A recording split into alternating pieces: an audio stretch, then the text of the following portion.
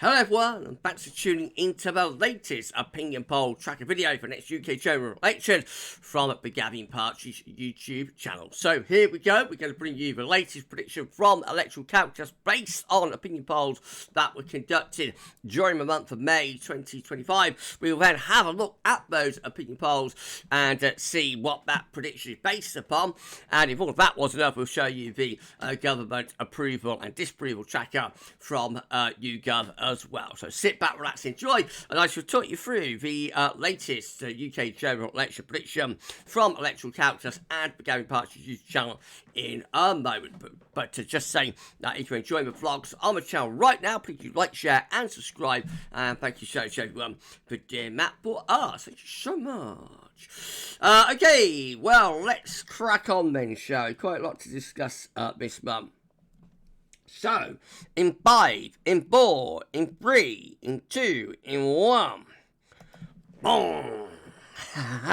And there we go. So, Electoral Calculus are saying that Reform will have a majority of 74 seats over all other parties at the next UK general election if...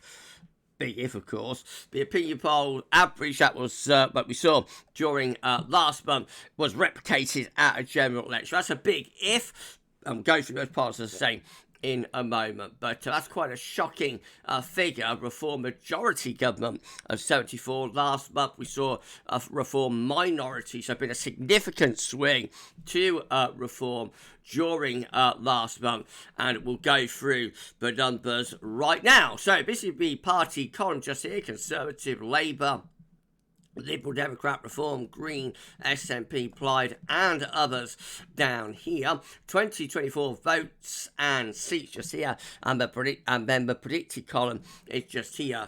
So based on last month's opinion poll, the Conservatives have a predicted share of the vote now of just 17.9%, falling under 18% for the oldest political party in the Western world. They've been going for over 200 years, but if that was replicated at a general election, it would be oblivion for the Conservatives. That gives them a central prediction of just 22 seats. There is a margin of error, of course, so on the high end, they could be as high as 159. At the low end, they could be down to just 10. Labour on a predicted share of the vote of just 22.6%. That's pretty catastrophic for Labour as well, but leaves them with 136 seats. At the high end, they might be as high as 281. At the low end, they could go as low as 59 seats. Liberal Democrats on a central predicted share of vote of 14.4%. So that gives them a central seat prediction of 62 seats. High end, they could be as high as 95. At the low end, they could be as low as 26. Note that the Conservative predicted share of vote, 17.9, is above the predicted Liberal Democrat share of the vote at 14.4. But the Liberal Democrats have a central seat prediction significantly above the prediction for the Conservatives. And the reason for that is what's happening with Reform. So Reform on a predicted share of the vote now of 30.4%, reaching 30.4, which gives them a central seat prediction of 362 seats. Some of that does come from Labour, a significant amount comes from Labour, but an even more significant amount comes from the Conservatives, and that's the reason that although they have a higher predicted share of the vote than the Liberal Democrats, they are losing a vast number of seats to Reform. Reform's margin of error, so at the high end they could be as high as 449, which of course is an absolute landslide. At the low end they could be as low as 169. So Reform's lowest end is above the Conservatives' highest end, interestingly, but is below Labour's highest end. So the very highest end of the range for Labour, they are still the biggest party just. But this is a very substantial swing that we have seen over past month to reform. Greens on a predicted share vote of 9.1%, giving them central seat prediction of 4%, and SNP of 4 seats, I should say, and SNP on 2.9, giving them a central seat prediction of 38 seats. It could be as high as 45. Could be as low as 13. They've got the other parties down here. Overall reform majority of 74 seats, a very large and sizable majority. And this is these are the opinion polls that prediction is based upon. And the first thing to know is that all the colour here, from top to bottom or bottom to top, is that turquoise blue for reform. So every poll during May 2025 actually had reform with an overall lead. There's quite a significant range of that. So, for example, we've got more in common here, just a 3% lead for reform. YouGov with just a 5% lead for reform, whereas at the other end of the range, where we've got Find Out Now with 11% for reform, another Find Out Now poll with 12% for reform there. And we've also got Technically with a large reform lead of 9% up here. Opinium also with a 6% reform lead.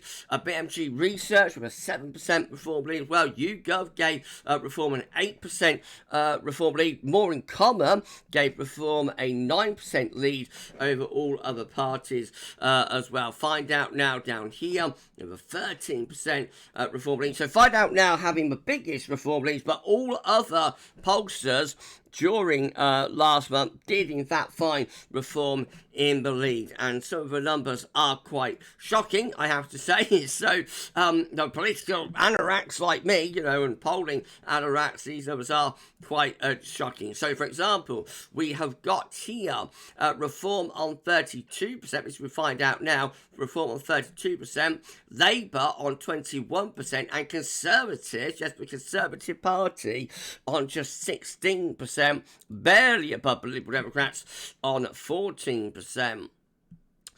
Really dramatic poll. Find Out Now again with reform on 33% in this poll. Conservatives down just 16%, Labour down to just 21%, and Liberal Democrats on 14%. Not all polls had reform on 30%, so some of them did have reform in the high 20s. For example, we've got More in Common just here finding reform on 28%, Labour on 25%, Conservatives just about holding on to 20% with that poll.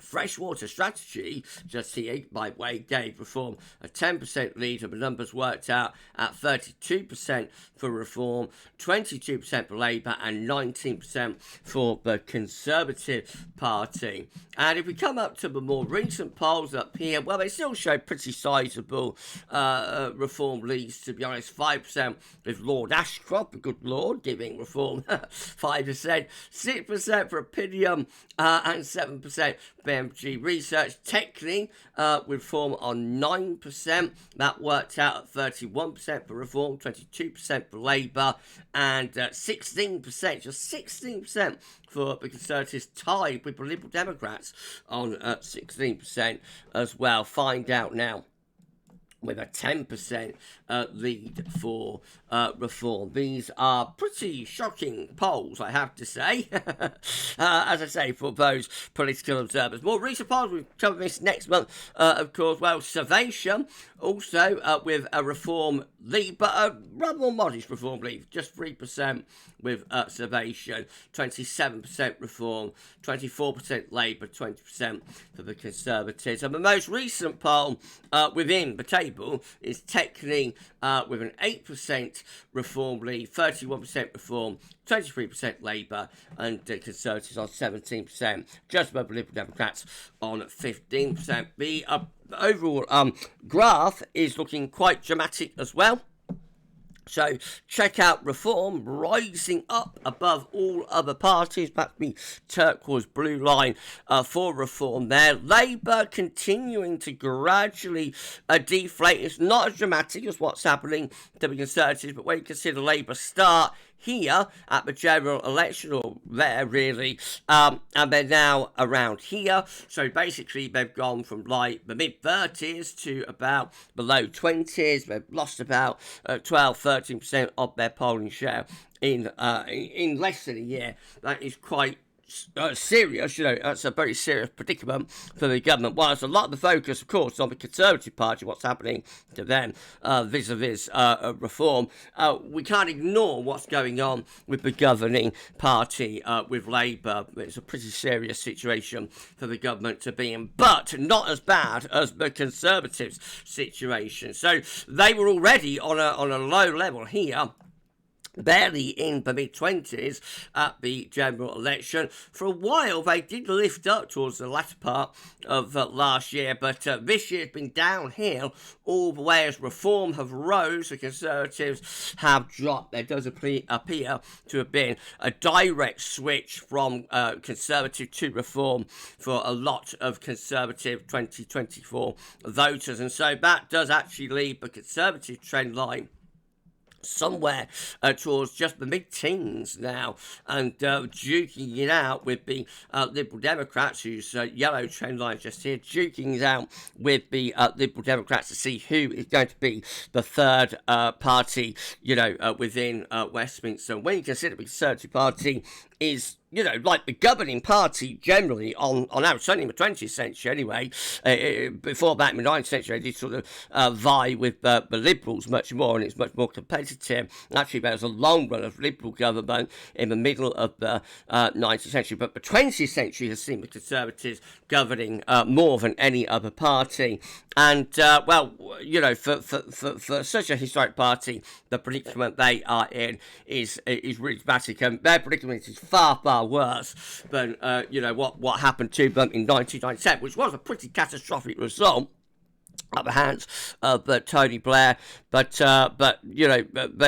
they did solidly keep their second place within the Westminster and UK general election system. This time it looks like they are really dropping down into total oblivion. So a very serious situation for Conservatives. Liberal Democrats, they're not moving all that much, but gradually, slowly, they are getting closer to the Conservative trend line. You won't be overly surprised in a month or two if the blue and the yellow lines did cross over and did something like that. And they've got the Greens down here, doing pretty well for them, but still under 10%. So very, very dramatic developments at the moment in British and UK politics. The last thing we're going to look at is the government approval and disapproval tracker from YouGov. So the latest is that 63%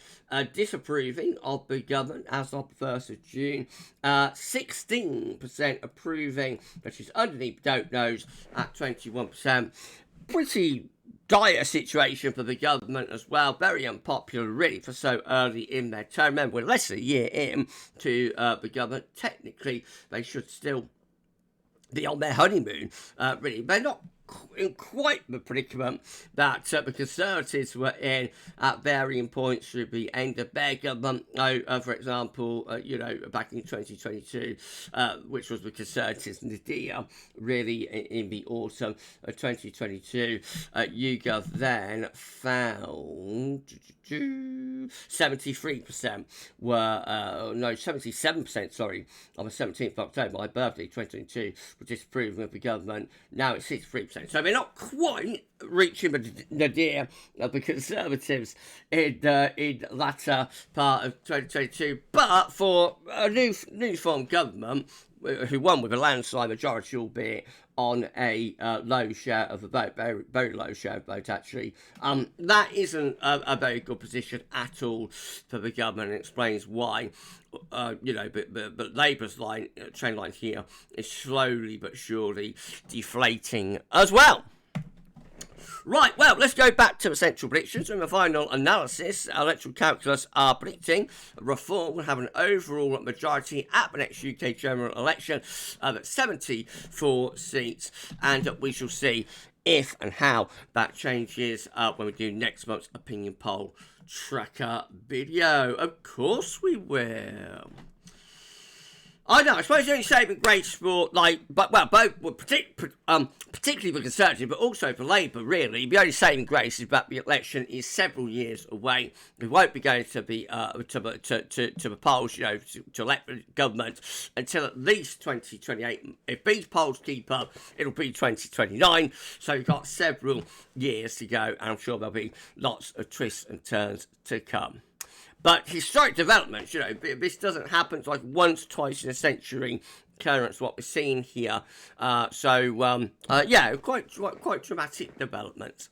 Well, if you've enjoyed the video, please give us a like, share, subscribe, all of that good stuff, and we'll do it all over again next month. Thank you so much to Electoral Calculus for the prediction, and letting us use their website and their prediction and whatnot, and YouGov as well, and all of the other parties, all of the other websites were involved for the video. Thanks so much, guys. Right, okay, we'll end it there. We'll do it all over again next month. You enjoy the rest of your June, and we'll see you again in July. That's all for now, and thanks for watching.